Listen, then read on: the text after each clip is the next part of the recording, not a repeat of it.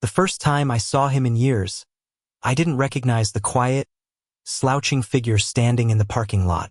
Funny how years could turn a once terrifying bully into a man who looked like he'd been chased by life itself and lost. I remembered everything. His sneering grin, the way he pushed me into lockers, the cruel jokes at lunch. And now, here he was, fumbling with his car keys like a nervous teenager, completely unaware that I had just uncovered something that would flip our entire world. It started 2 nights ago. I was cleaning out my old apartment, tossing boxes of forgotten junk into a bin, when a tiny USB drive fell out of a notebook I hadn't touched in a decade. Curiosity got the best of me. Plugging it into my laptop, I almost dropped it when a grainy video opened up a younger version of him, the one who haunted my high school days, caught on camera saying things he would never dare to say in person. I laughed. Not the cruel laugh he used to provoke in me, but a sharp, satisfying laugh that cut through the tension I didn't even realize I'd been carrying for years. The video wasn't just a memory, it was leverage. And now, standing here, I finally had a chance to even the score, not with violence or humiliation, but with something far more intoxicating. Control. "Hey!" I called, my voice lighter than I felt.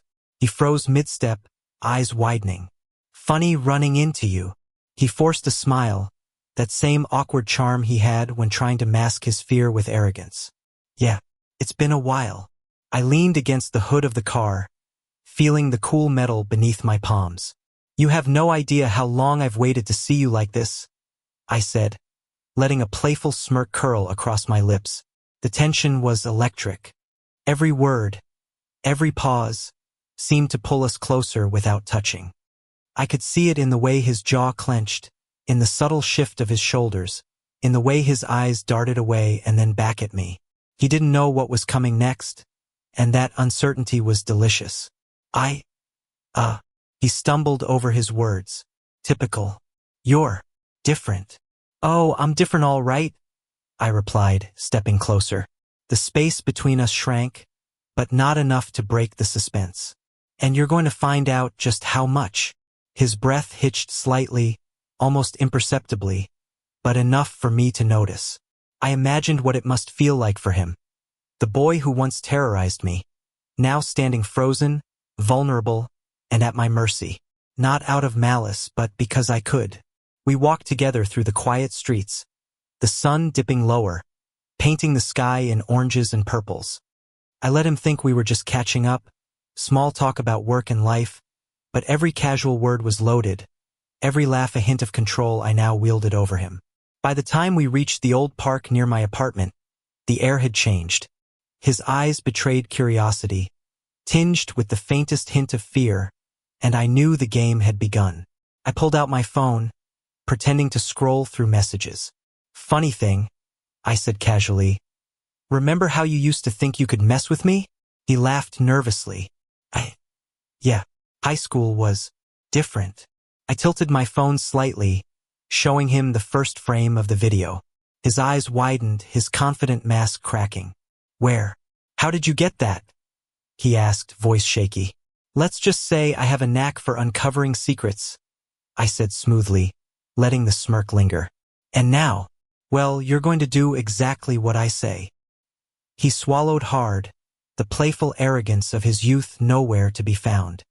There was a flicker of something in his eyes, confusion, fear, and maybe the tiniest spark of excitement. "Wait, you can't be serious," he said, stepping back slightly. "Oh, I'm very serious," I replied, enjoying the sound of his disbelief. "You see, everyone has a side they try to hide. And well, you're very easy to persuade when the right buttons are pushed." We sat on the worn wooden bench under the fading sky, the quiet of the park around us emphasizing the intimacy that neither of us could deny. I watched him, studied the subtle changes in his expression, the way he seemed to shrink and expand under my gaze. There was a strange beauty in his vulnerability, a reminder of the boy I had once feared, now just a man, complex, human, and achingly close. "Okay," he finally whispered, a shiver running through his voice. What do you want?" I smiled softly, letting the words linger between us, heavy with promise. "First, you listen." Every word, every request.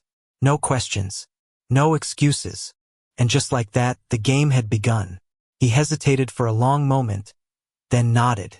There was a subtle surrender in his posture, a willingness that made my chest tighten not with triumph, but with a strange tenderness. It was strange, realizing how the tables had turned. The boy who used to intimidate me was now entirely in my hands. Yet there was no cruelty in my intent, only connection. The first request was simple. Meet me at this park every evening for a week. Each day he appeared, awkward and hesitant, but with a growing sense of anticipation. We walked, talked, and sometimes sat in silence, letting the evening shadows wrap around us like a private world. The more I pushed, the more he yielded, and yet, something remarkable happened. Ed began to trust me, not as a bully, not as a victim, but as someone who finally understood him. One evening, I asked him to share a memory he never told anyone. His eyes went distant, and he spoke softly, revealing insecurities and fears I had never imagined. He had always masked vulnerability with arrogance. I listened, not mocking, not judging, just listening. And in that act, the tension between us transformed from power struggle to intimacy. By the end of the week, our encounters were no longer just games. We lingered longer, talked deeper, laughed more freely. I noticed how he brushed a lock of hair from his face without realizing, how his smile softened when he looked at me. And I realized that what started as leverage had evolved into something entirely unexpected. Desire, affection, and a genuine bond. "You've changed," he said one evening, voice barely above a whisper. "Not just this," he gestured vaguely between us, "but you're different from the person I remember." I laughed softly, brushing his hand lightly with mine. "We've both changed. Maybe that's why this works. Why it feels right." There was a pause, a quiet in the park broken only by the rustling leaves. Then he leaned closer, eyes searching mine, unspoken questions hovering in the air. My heart thumped not with excitement from control, but from the anticipation of something tender, something we both feared and wanted. When our lips met for the first time, it wasn't desperate or hurried. It was deliberate, exploratory, filled with all the tension we had carried for years. The warmth of him, the way his hands trembled slightly as they rested on my shoulders, made me realize that this wasn't just about revenge or dominancy, it was about connection. About finding someone who could match your fears and desires and still choose to stay. Days turned into weeks. Our meetings continued, but now without the need for coercion. The leverage I had wielded was no longer necessary. He came willingly, and we shared laughter, stories, and quiet moments that felt sacred. The old power dynamics faded, replaced by something mutual and tender. One night, under the soft glow of streetlights, we sat on the hood of the car again, the same place where it had begun.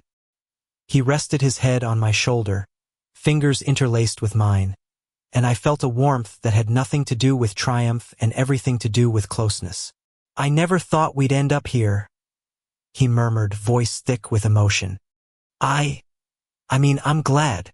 "Me too," I said, pressing a gentle kiss to his temple. "It wasn't easy, but it was worth it." The suburban street was quiet, the golden glow fading to deep blue night. There was no fear, no bitterness, only the quiet certainty that, despite our past, we had found something real, something neither of us could have predicted. He shifted slightly, looking up at me, eyes reflecting the streetlights like tiny stars. "You make me feel seen," he said softly, "like I can let go and just be myself." And in that moment, I realized that this story, the revenge, the secret leverage, the tense games, had always been about more than control. It had been about understanding, acceptance, and ultimately, love. The kind that heals, even when it begins in the strangest, most unexpected ways.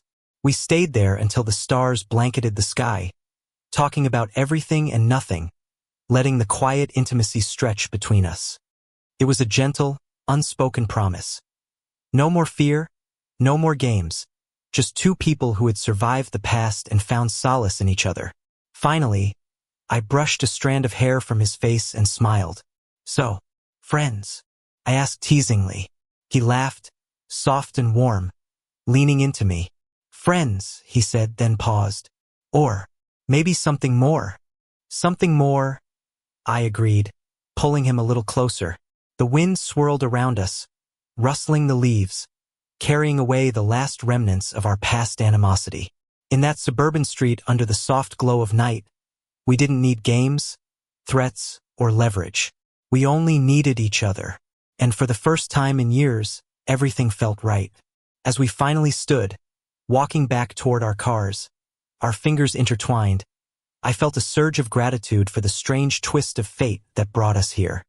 The boy who once haunted my high school days was now the man who held my heart, and for the first time, I understood that love often grows from the most unexpected soil sometimes, even from a seed planted in fear.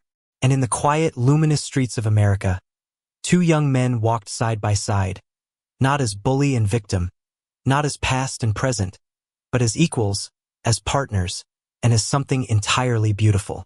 The past had shaped us, the secret had given us a chance, and now, finally, we could just be together. Thank you for listening. Don't forget to like and subscribe to stay updated with the latest videos.